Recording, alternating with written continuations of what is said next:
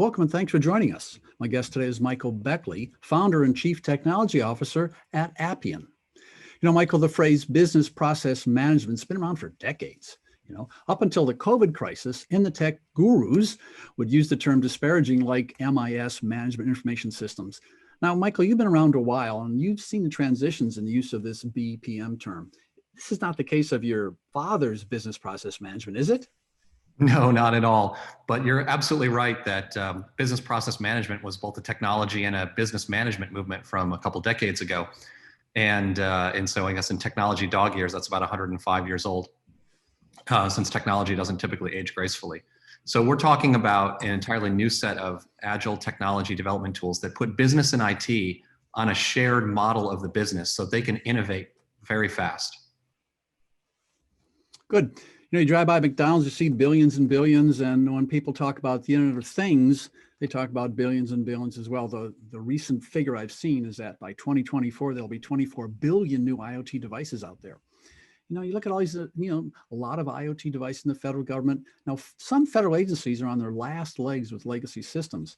So teach an old dog new tricks, or how does Appian fit in the solution for my federal listeners as for the scaling this incredible amount of information? Yeah, I mean, there's all kinds of different sources of information. Federal agencies are still drowning under mountains of paperwork.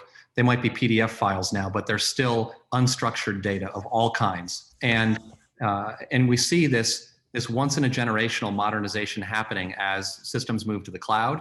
And we have an entirely new approach now for modernizing those mainframe systems, retiring those mainframes, modernizing legacy.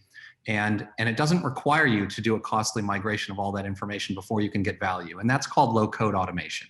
And so what it is allowing you to use a visual metaphor to quickly build real powerful mission systems securely in a compliant way. But by having business capable of doing a lot of the configuration, business analysts and non-traditional developers can work with IT to build great solutions in weeks and months, not years.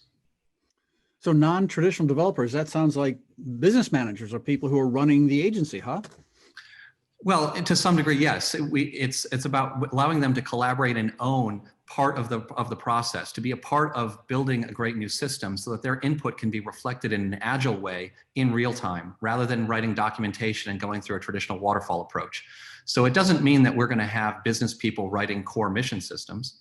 That it does mean that they're going to be a part of that process, and they'll have far more ease and control of changing the configurations than they've ever had before. They won't be waiting on IT to make those changes.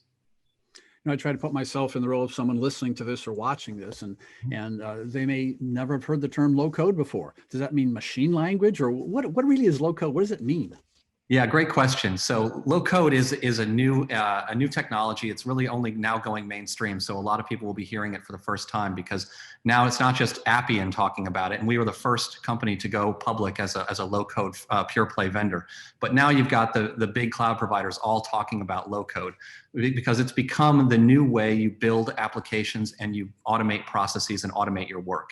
And what it means is that you have visual building blocks to assemble your process rather than having to write code. What it means is that you visualize a business process in a workflow diagram that is actually the running software. So when you change the flow chart, you're actually changing the code. You're changing the software because now your business rules and your business processes are pictures. They're not code. So you can configure with clicks and actually make incredibly rapid change. And so it's truly making Agile a real capability in an agency. So for example, when the FDA needed to respond rapidly to new drug evaluations and trials, obviously around the COVID situation this year, FDA is able to rely on Appian's low-code platform to do that in a faster way. Well, I remember a book from many years ago called Blue Ocean, Red Ocean. They talk about the exact same thing of having some kind of a graphical depiction of this big transition. It could be transition manufacturing, but this is a transition typically of moving from outdated systems to newer cloud systems. Is that right? That's exactly right. So we're helping federal agencies across the government, not just in the US, but over 100 public sector agencies around the world. And they all have, say, investigative case management systems. They need to be able to pull together all that big data you were talking about a moment ago to get to better outcomes and to manage their stakeholders better, to enforce regulations and keep them relevant with new regulations to match this digital world. And so Appian low-code automation gives them a visual tool that allows their business people to be a real stakeholder in that modernization. The people who understand what's new about this world can have a say in these applications and evolve them very rapidly. You know, I think of large legacy systems moving to the cloud. There's all kinds of compliance issues. There's all kinds of dependencies. I mean, it gets very, very difficult to even understand the transition. I guess we have to reach into our bag of tricks and pull out some artificial intelligence concepts here. So do you use artificial intelligence to help leaders make this transition to the cloud? Yeah, there's 2 points I want to make. The first is that Appian is a different kind of software company. We founded Appian 21 years ago, right here in Northern Virginia, in the DC area. And we set out to prove you could build an institution devoted to innovation, a real, fast growth software company that was not in Silicon Valley, but actually built to solve the needs of the most challenging organizations, the most regulated businesses, and the most complex regulatory frameworks. And so we've grown up here in the DC area and grown up in a world where software has to be industrial strength. It has to be compliant with the most stringent regulation. It has to be secure against all nation state actors and hackers. And so that's what Appian is this secure environment, compliant environment where you can be innovative at the same time. And artificial intelligence is a big part of that. So what we've done is used artificial intelligence to make it easy for the government to bring in, and anyone, quite frankly, to bring in mass amounts of documents and scan them quickly and use artificial intelligence to overcome what's kept us from doing that in the past. And that is that documents change a lot. And documents have, even if you have a fixed document format, well, people write in the comments, and then you've got the handwriting to deal with, and you've got complex tables of information you need to extract. And you've got check marks where sometimes people circle them, sometimes people make a check mark, some people make an X, right?